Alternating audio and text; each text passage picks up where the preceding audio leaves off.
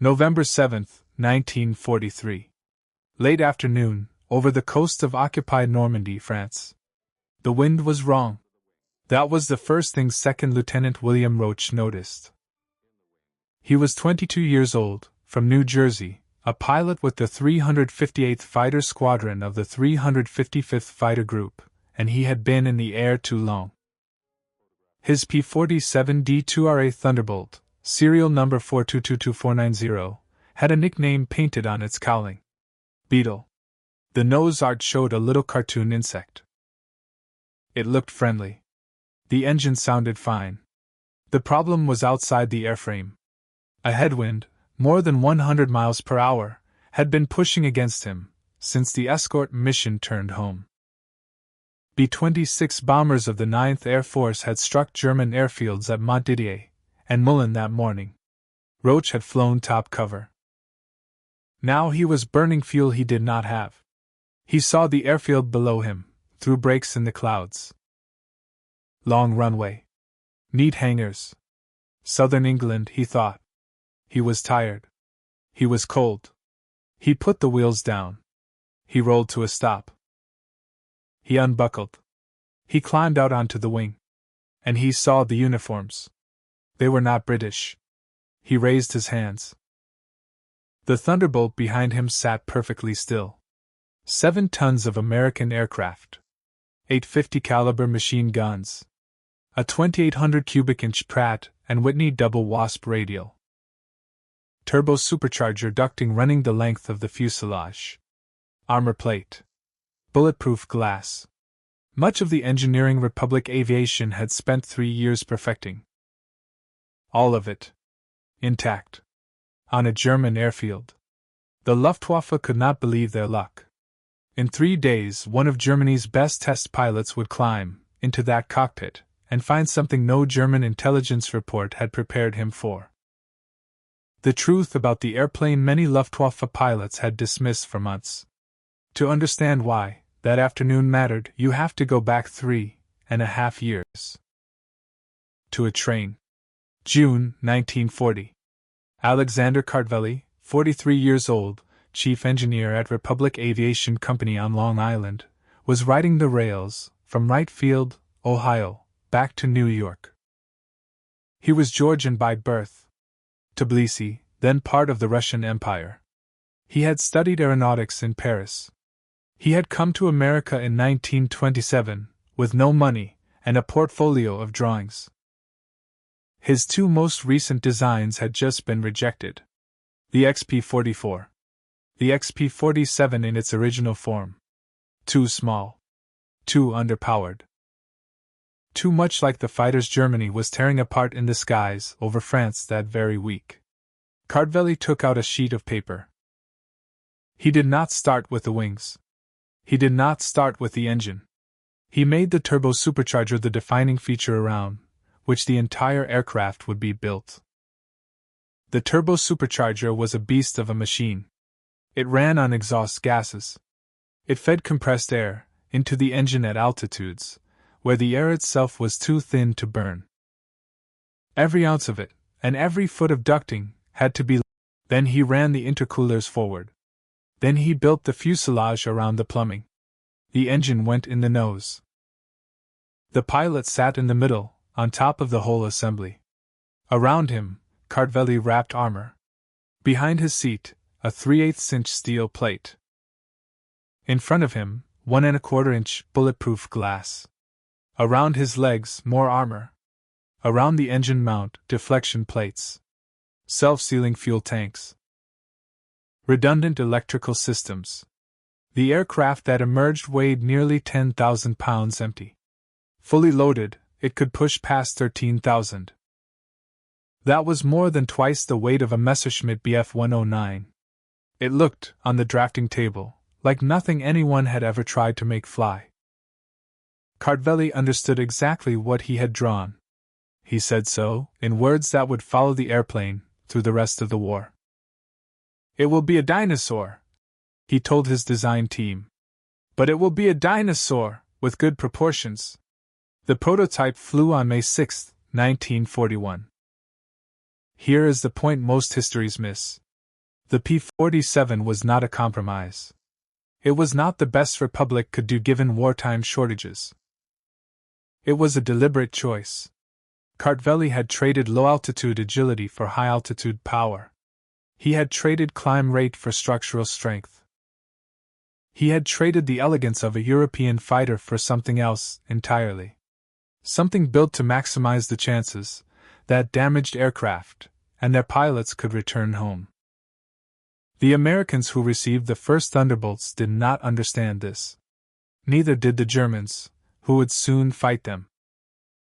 For a long time, only one man on the American side seemed to grasp what he had been handed. And even he hated the airplane at first. Bridgeport, Connecticut. Autumn, 1942. Hubert Zemke was 20 years old. Lieutenant Colonel. Commanding officer of the newly formed 56th Fighter Group. He was from Missoula, Montana. His parents were German immigrants. He had trained American pilots. He had flown, as a combat observer, with the Royal Air Force. He had instructed Soviet pilots on the P-40 in Moscow. 2 of his cousins had died on the Russian front while he was there. Zemke was small, hard, and blunt. The Thunderbolt his group had been assigned to fly was killing his pilots. Between September of 1942 and January of 1943, before the group ever saw combat, the 56th lost 18 men and 41 aircraft in training accidents. Ground loops on landing. Torque rolls on takeoff. Dives that ran headlong into compressibility, controls freezing solid, as shock waves formed on the wings. The airplane, Zemke would later say in plain language, was a big disappointment. His pilots did not agree. They loved it. They had flown nothing else. They believed, without evidence, that the Thunderbolt was the best fighter in the world. Zemke knew that faith, without understanding, gets men killed. In January of 1943, the 56th Fighter Group boarded the RMS Queen Elizabeth in New York Harbor. They sailed for Scotland. Their aircraft followed. They set up at an old Royal. The station chief of the RAF handed the keys to Zemke, with a grin and a joke that stuck. "Sounds like I'm handing over to the Luftwaffe." Meanwhile, on the other side of the channel, the Luftwaffe had been waiting. Jagerschwader 26. Home base, various fields along the French coast. Nickname, Schlagiter. This was one of the oldest, most decorated fighter wings in the German Air Force. Their Focke-Wulf 198 fighters had bloodied every enemy the Reich had faced in the West. Their pilots had been in continuous combat since 1939. On January 10, 1943, a new commander took over. Joseph Prille. 27 years old. Nicknamed Pips since childhood. Bavarian, from Ingolstadt. 5 feet 4 inches tall, stocky, quick to laugh, and quicker to argue with superiors.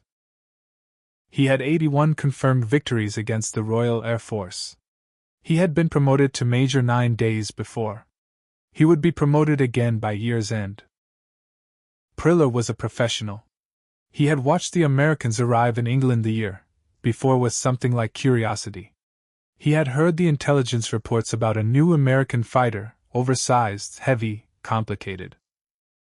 He was not worried. In the West, in 1943, one of the finest piston-engine fighters in the world. Nothing was going to change that.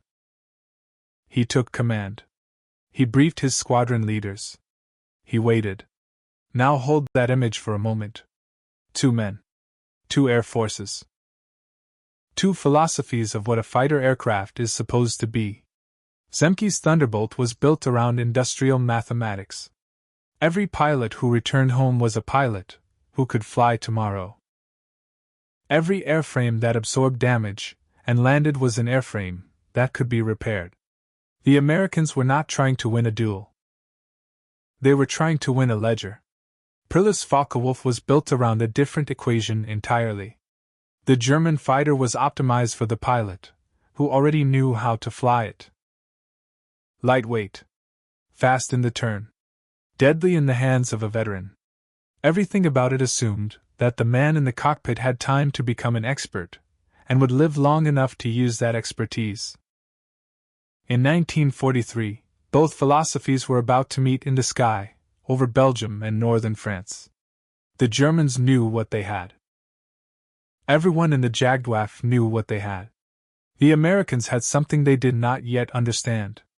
The first Thunderbolt combat mission was flown on March 10, 1943, by the 4th Fighter Group. It failed. Radio malfunctions. Nobody fired a shot. Missions resumed on April 8. Over the next 11 weeks, Zemke's 56th Fighter Group would fly 31 combat missions. In those 31 missions, they would shoot down 0 German aircraft. They would lose several of their own. They would return home in aircraft riddled, with cannon holes, some limping, some flying on faith, and the fumes of what their designers had built into the airframe. In the pilot briefings at Saint-Omer, at Vitry-en-Artois, at Abbeville, the intelligence officers of WW2 26 were reporting to their pilots what they were seeing. Big American fighters. Slow to climb. Unable to turn with a Focke-Wulf. Sluggish below 15,000 feet. Easy meat, provided the German pilots did their job. Some of them laughed. The American pilots had already given the airplane a nickname of their own, from its heavy profile. They called it the Jug. It was affectionate. It fit. The Germans had a different word. Flying milk bottle. Fliegen Milchflash. The kind of nickname a soldier gives an enemy weapon he does not respect. That word would stop being funny. Not right away. Not that spring. Not in April. Not in May. But sometime late in June of 1943, in the airspace, over northern France, one American pilot from the 56th Fighter Group would learn, and the Germans watching him would learn, exactly what Alexander Kartveli had drawn on that train back from Ohio 3 years before. And after that afternoon, the laughing began to slow. Spring 1943. The pilots of the 56th Fighter Group were doing everything they had been taught. And it was not working. They flew formations tight and disciplined. They followed the lead ship. They protected the bombers. They watched their fuel, and their oxygen, and their tails. They came home. Most of them. 31 missions. 0 German aircraft shot down. That number was not a matter of bravery. Every man in the group was brave. That number was a matter of geometry. The Focke-Wulf 190s of WW2 26 and WW2 2 were pulling the Americans down. Down to 15,000 feet. Down to 12,000. Down into turning fights at medium altitude, where the Focke-Wulf snapped, through the air like a whip, and the Thunderbolt, all 7 tons of it, wallowed like a truck on a wet road. The Germans had learned this trick fighting Spitfires. They knew exactly where the American fighter was slow. They dragged it there. Hub Zemke sat in the operations room at Horsham St. Faith and stared at the loss reports. He was not going to change his pilots. His pilots were fine. He was going to change what they had been taught. Do not turn with them. Do not climb with them at low altitude. Never fight where the enemy is strong. Fight where he is weak. He looked at the specifications for his own airplane, the Republic P-47C, and he saw what everyone in the American fighter school had been trained to miss. The Thunderbolt was not a dogfighter. It was an altitude weapon. That turbo-supercharger Alexander Kartveli had wrapped the airframe around was still doing its job at 30,000 feet, and at 32, and at 35. Up there, in the thin cold air, where a Focke-Wulf gasped, and a Messerschmitt lost power, the Pratt & Whitney engine was still breathing sea-level air. Up there, the Thunderbolt was not slow. It was the fastest fighter in the sky. And in a dive, it was faster than anything. From 30,000 feet, a P-47 could accelerate past 500 miles per hour, and pull out. No German fighter could catch it going down. Some tried. Some broke apart in the attempt. Zemke had his answer. Climb above the enemy. Attack from altitude. Dive through the formation. Fire. Zoom climb back to the perch. Never let the fight come down to the Germans' altitude. The tactic had a name in American pilot slang. Boom and zoom. Zemke refined it into the doctrine that finally unlocked the Thunderbolt's strengths. But that was still weeks away, that summer of 1943. And before Zemke's doctrine could be proven, one of his young pilots was going to prove something else. Something about the airplane itself. Something that would ripple through both air forces before the month was out. June 26, 1943. Late afternoon. 48 Thunderbolts of the 56th Fighter Group lifted off from Royal Air Force Manston on the Kent coast. Their job was rendezvous escort. B-17 bombers were coming home from a raid on the German airfield at Villacoublay, just outside Paris. The escort was to meet them over northern France and shepherd them across the Channel. At the tail end of the American formation, in the most exposed position an escort pilot can be given, was 2nd Lieutenant Robert Samuel Johnson. 23 years old. From Lawton, Oklahoma. A farm boy who had grown up watching biplanes. He had 91 hours in the Thunderbolt. His airplane was AP-47C, tail number 416235, squadron code HVP. He had painted a name on the cowling. Half Pint. He was flying at 27,000 feet when the Focke-Wulfs came. 16 of them. Dropping from the sun. The bounce was perfect. Textbook. The kind of attack every German pilot rehearses in his dreams. Johnson did not see them. Nobody at the tail saw them. The first sign was the noise. 21 20mm cannon shells hit his airplane in the opening burst. Over 200 rounds of 7.92mm machine gun fire followed them in. The canopy shattered. Hydraulic fluid sprayed across his eyes. Fire bloomed behind the instrument panel. Shrapnel struck him in the face and the leg. The engine cowling tore away. The instrument panel went dark. His controls, when he tried them, answered only in fragments. He tried to bail out. He reached for the canopy. It would not move. A cannon shell had exploded in the canopy track. The metal had welded itself shut. He was inside a burning airplane at 27,000 feet, and he could not get out. There is a moment in every combat pilot's story when the airplane becomes the only friend he has left. Johnson lived that moment. The Thunderbolt continued to fly. He steadied it. He pointed the nose west. He could not see through the oil on the windscreen, so he flew by looking out the side. The engine shook so hard he thought it would tear itself off the mounts. It kept running. Several primary structural members, the structural spine of the fuselage, had been severed. The airplane held together anyway. He crossed the French coast at low altitude, heading for the Channel. And that was when the second Focke-Wulf found him. The German pilot came in from behind. Nobody with him. A single fighter hunting. He saw the Thunderbolt limping toward home, barely flying, and he closed the range and opened fire. Johnson could not evade. His controls would not answer that kind of command anymore. He did what a man does when there is nothing left. He hunched down behind the 3/8-inch steel plate that Alexander Kartveli had placed at his back. He waited. The Focke-Wulf emptied its 20mm cannon into him. The Thunderbolt kept flying. The German swung around. He came alongside. Johnson could see his face through the shattered canopy. Young. Blonde. He was staring at the American airplane in something that had left confidence behind and was heading toward disbelief. He dropped back. He fired again. This time with only his machine guns, the cannon rounds gone. The Thunderbolt kept flying. He came alongside once more. Johnson watched him shake his head. The German rocked his wings.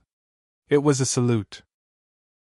Then he peeled away and headed back toward France. He was out of ammunition. That was the reason. Not mercy. Simply ammunition. Johnson brought half pint down at Manston. Ground control talked him in. His engine failed on the runway. They had to lift him out of the cockpit. He was bleeding. His face was burned. His hands were burned. His legs were burned. He counted, standing next to the airplane, the holes in the fuselage. He stopped counting at 200. He had only counted one side. 5 days later, Robert Johnson was flying combat again. And here is where the story does something that most histories try to smooth over. We do not know, with certainty, who the German pilot was. For years, one name has been attached to the encounter. Egon Mayer, commander of the 3rd Group of WW2. A famous ace, with over 100. It is a good name for a story. It has appeared in books. It has appeared in television documentaries. The problem is that the records do not support it. Meyer's unit was based in Brittany, that day, too far from the engagement area. He made no claims for a Thunderbolt on June 26. Other German pilots did file claims, that day, in that general airspace, but none of them can be firmly matched to Johnson's aircraft. The truth is quieter than the legend. Somewhere in Western Europe there once lived a young Luftwaffe pilot, who fired every round he had into a crippled American fighter, and could not bring it down. He rocked his wings and flew home. He may have died later in the war. He may have survived, and never told the story. We do not know his name. That silence tells you something, too. When a German pilot shot down a Thunderbolt, the paperwork got filed. When he failed to shoot one down, nobody wrote a report about it. And Johnson's story spread anyway. It spread through the 56th Fighter Group. It spread through the 8th Air Force. Whispered, and then said aloud. If Cardvelli's dinosaur could take that kind of punishment and land, then the man who flew it had a chance. That chance began to change how American pilots fought. October 8, 1943. 115 days after Johnson's encounter. The war over the Reich had escalated. That morning, the United States 8th Air Force put 156 heavy bombers into the sky over Bremen and the submarine yards at Vegsack. More than 250 P-47 Thunderbolts, drawn from 6 different fighter groups, went with them. Waiting for them, at the head of Jägerschwader I, was a man the Reich had been decorating for 4 years. Oberstleutnant Hans Philipp, 26 years old. Born in Meissen, Saxony. He had joined the Luftwaffe in 1936. He had fought over Poland. Over France. In the Battle of Britain. Over the Balkans. On the Russian front, where he had piled up victory after victory against the Soviet Air Force. 206 aerial victories. Over 500 combat missions. The 4th pilot in the Luftwaffe to reach 100 kills. Knight's Cross. Oak leaves. Swords. Promoted to Oberstleutnant, Lieutenant Colonel, just 1 week earlier, on October 1st. He had lived through everything the war had thrown at him. Bremen, that morning, was going to be the exception. Philipp led his flight of Focke-Wulf 190A SIXS up to 28,000 feet to intercept the bomber stream. His wingman that day was Feldwebel Hans-Gunther Reinhardt. Philipp climbed. And climbed. And climbed. And somewhere in that climb the BMW 801 engine in his Focke-Wulf, which was not built to breathe well at that altitude, began to struggle. He was still fighting. He was still leading. But his airplane was working harder for less power.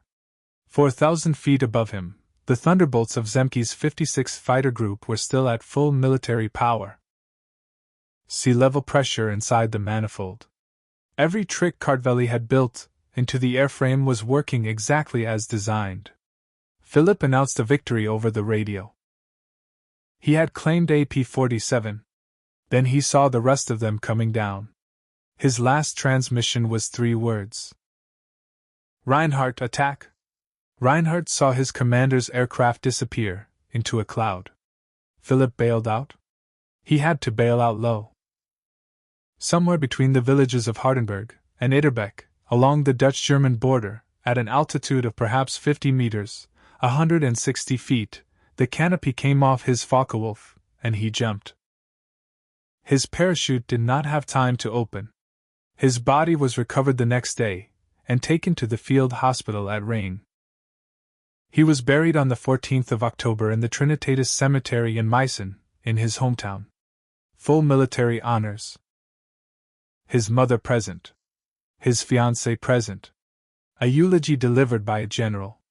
The Wehrmacht communiqué on October 12 announced the death of a lieutenant colonel, who had found a heroic death in aerial combat, and with him the Luftwaffe had lost one of its most outstanding pilots. The pilot who most likely shot him down was the same man who, 3 months earlier, had crawled bleeding from the cockpit of Half Pint at Manston. Robert Johnson. Now think about what this meant inside the German fighter arm. Hans Philipp was not a beginner. He was not a green Luftwaffe recruit in a rush training pipeline. He was one of the men the Reich pointed to when it wanted to say that German aviation was still world-class. 500 combat missions. 206 victories.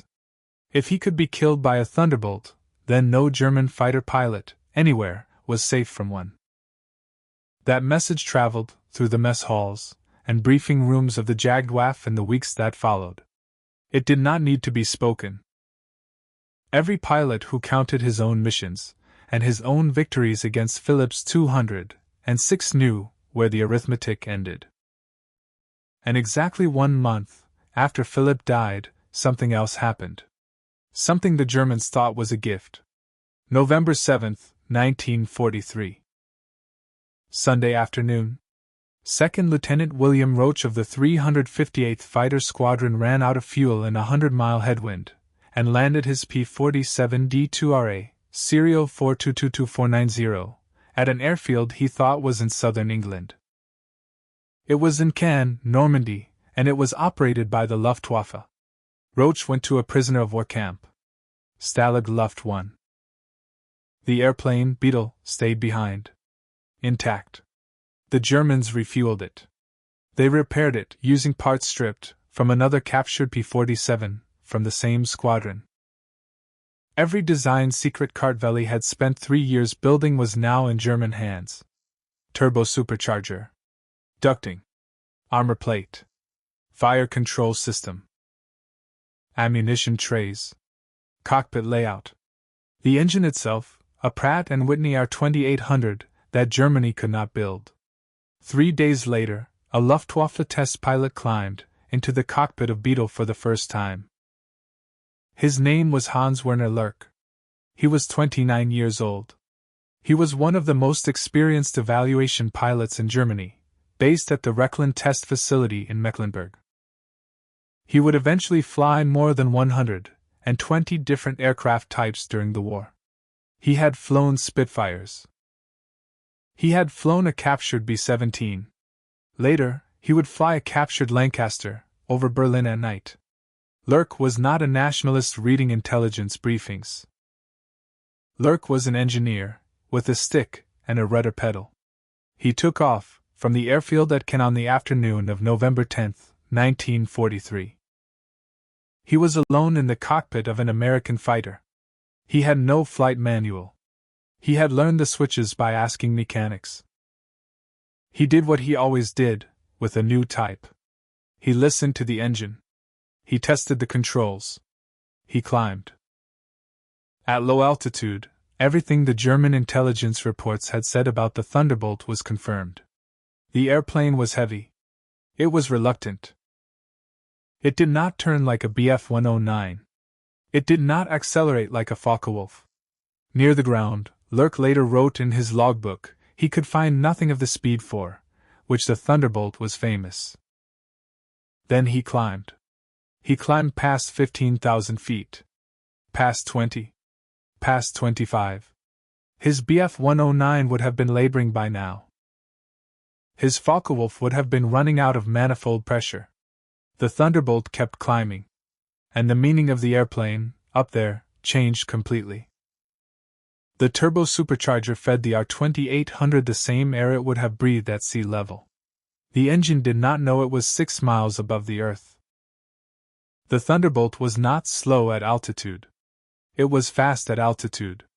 It was faster than anything in the Luftwaffe inventory could be at that height. The huge cockpit, that had struck German pilots, as bulky, was not a design flaw. It was room for an 8-hour escort mission, with charts and oxygen, and enough space to stay warm. The color-coded instruments were not a sign of American simplicity. They were a system designed to let a moderately trained young man from Nebraska read his engine gauges under stress. The heavy armor was not wasted weight.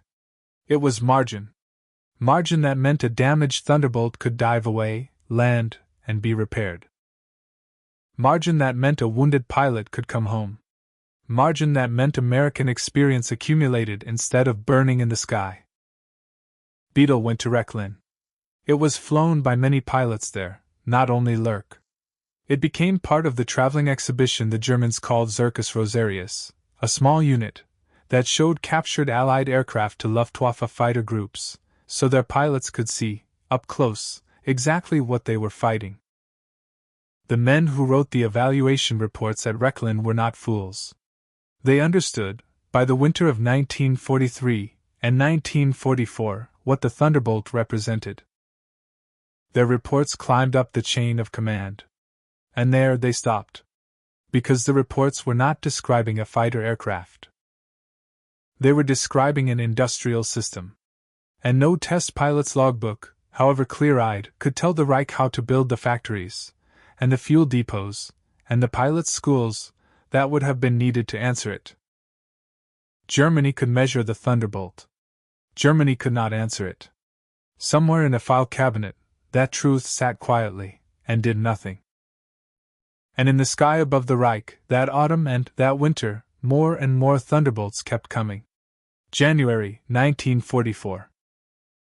Boxstead Airfield, Essex, England. Home of Zemke's Wolf Pack. A shipment of new propellers arrived. They looked wrong. They were too big. The blades were too wide, too broad in the cord, like paddles from an oar rather than the elegant tapered airfoils the pilots were used to. The men on the flight line took one look, and shook their heads. Then they bolted the first one on. 13 feet in diameter.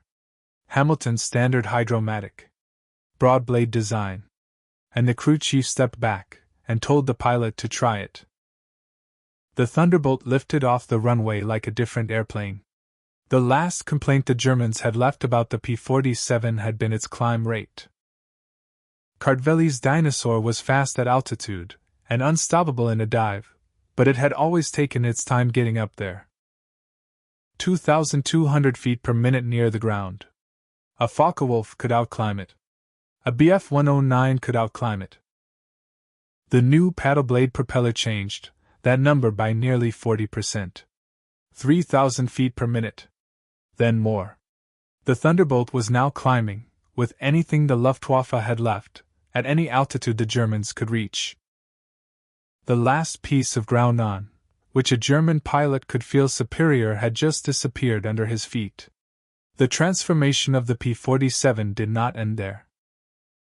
That same winter, the aircraft began growing pylons, underwing shackles, bomb racks, rocket rails, bombs of 500 pounds, then 1,000. A centerline 500-pounder under the belly. Then rockets, 5 inches in diameter, the same explosive force as a light artillery shell.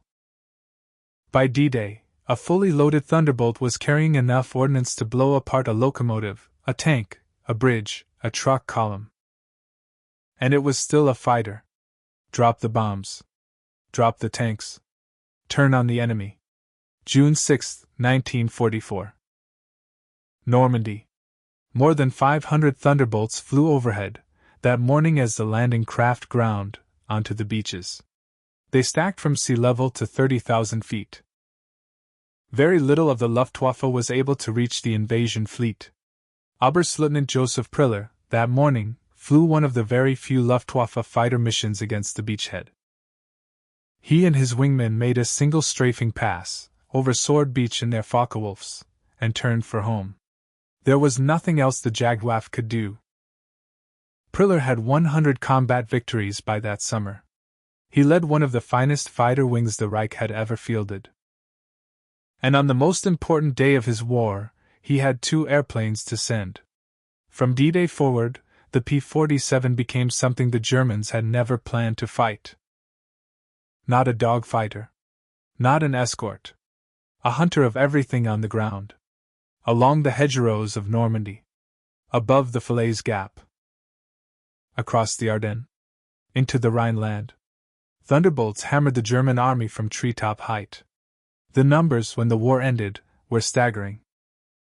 According to USAF wartime statistics, Thunderbolts were credited with destroying approximately 9,000 locomotives, 86,000 railway cars, 6,000 armored vehicles, 68,000 trucks, 60,000 horse-drawn wagons, 3,572 German aircraft shot down in air-to-air combat, more than any other Allied fighter. Thousands more caught and burned on their airfields. Behind each of those numbers was a German soldier, or a German sailor, or a German railway worker, learning to fear a particular sound. The deep, unmistakable, thundering rumble of a Pratt and Whitney R-2800 in a dive. When they heard it, they went to ground. Every one of them, who lived to tell the story, remembered that sound. Then came the first day of 1945. Operation Bodenplatte. The Luftwaffe's last great gamble. Nearly 900 German fighters, scraped together from every unit still capable of flying, launched at first light against Allied airfields across Belgium, Holland, and northern France. At an airfield known as Y-34, a few miles from Metz, France, the 365th Fighter Group was caught on the ground. 16 Bf-109s came in low, bombs and cannon fire raking the flight line. 22 Thunderbolts of the group were destroyed on the ground. 8 badly damaged. 3 lightly damaged. Fires burning in the dirty snow of a New Year's morning. 1 German pilot from the raid parachuted down into the American perimeter. He was captured. He was walked, cocky and grinning, into the group headquarters. Standing at the window, watching the burning airplanes on the ramp, he jerked his thumb outside and asked, in perfect English, what the American commander thought of that. The commander was Major George Brooking.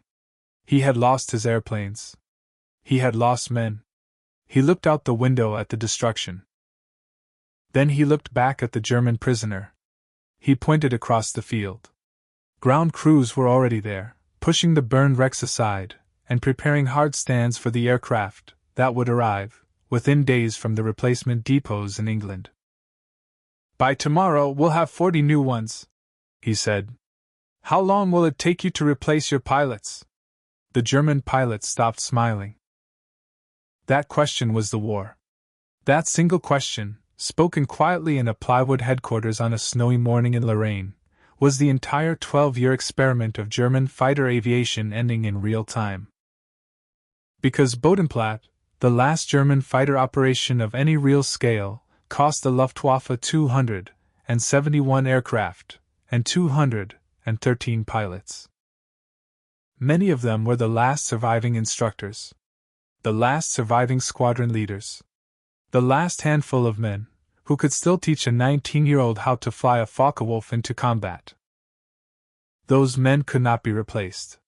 Within a week, Y-34 was back to full strength, factory-fresh Thunderbolts lined up on the ramp, where the burned ones had been. Germany kept fighting. There was nothing else to do. Fuel was gone. Trained pilots were gone. Airfields were cratered ruins. By the spring of 1945, the boys the Luftwaffe was putting into cockpits had less than 100 hours of total flying time. They were meeting Thunderbolt pilots, who had 400 hours before they ever crossed the channel. Every encounter went the same way. Meanwhile, 13,000 miles from Europe, Cartveli's airplane was doing the same work in a different war. In New Guinea and the Philippines, and over the home islands of Japan, the P-47 flew missions the Japanese Air Force could not answer.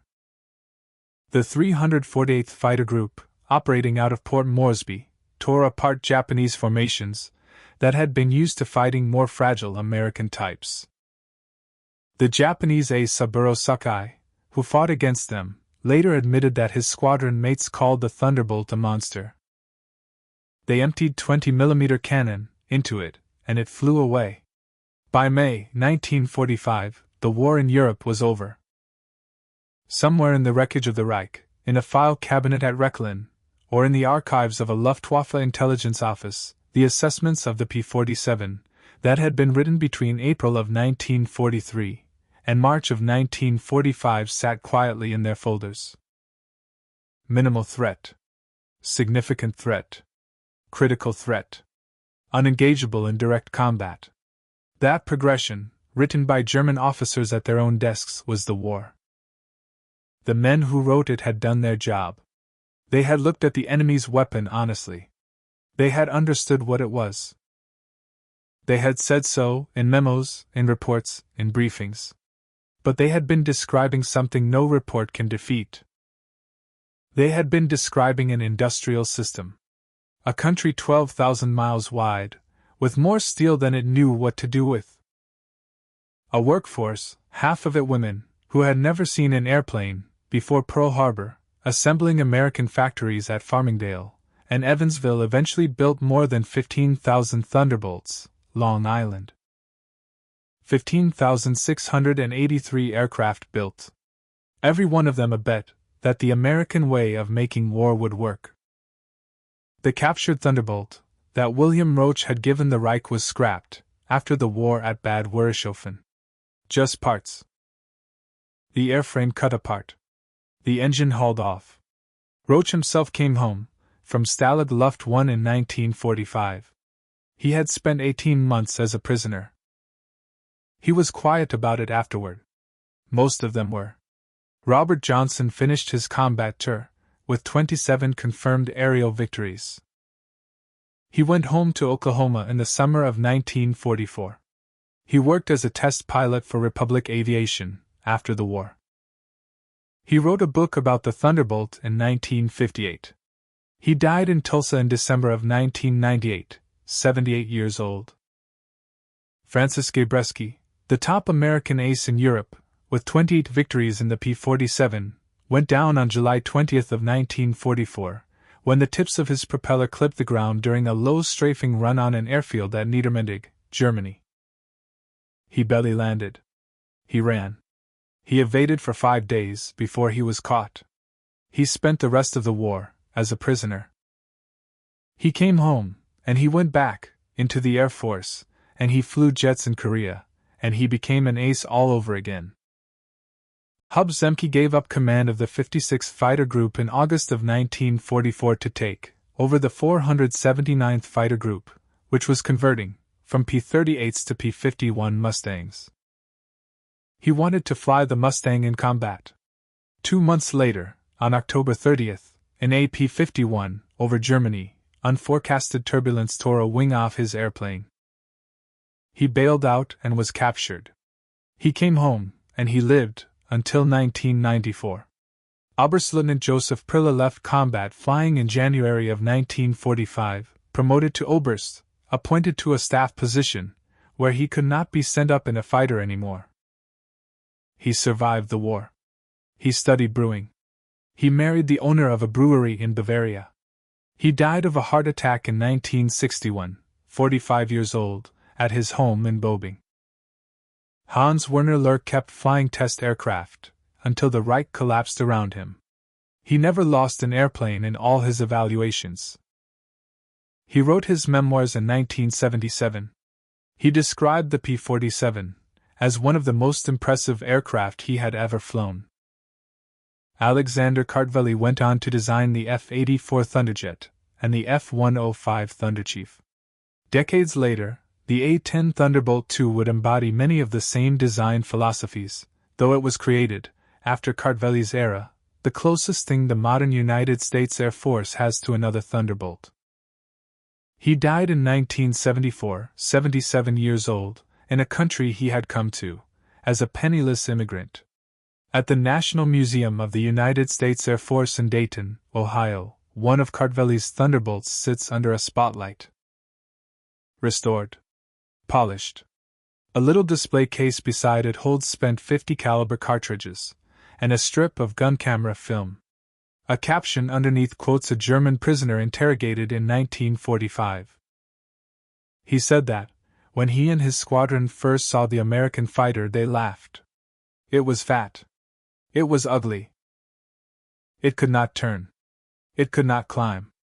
They stopped laughing, he said, when they realized the airplane did not need to turn or climb. It only needed to point its guns at you, and you ceased to exist. That is one way to describe what happened. Here is another. In 1940, on a train, from Ohio to New York, an immigrant with a pencil made a series of choices.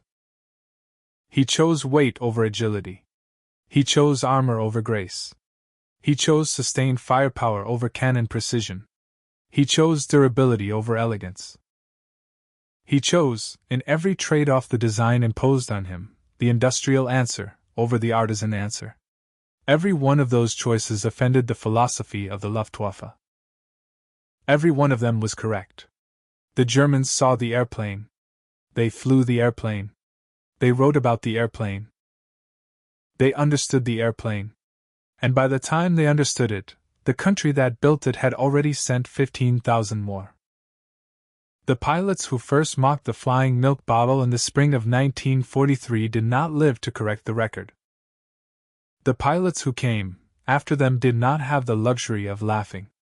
And the pilots who came after them barely had the fuel to take off. Somewhere in a Rechlin file drawer, a report by a young Hauptmann sat and read.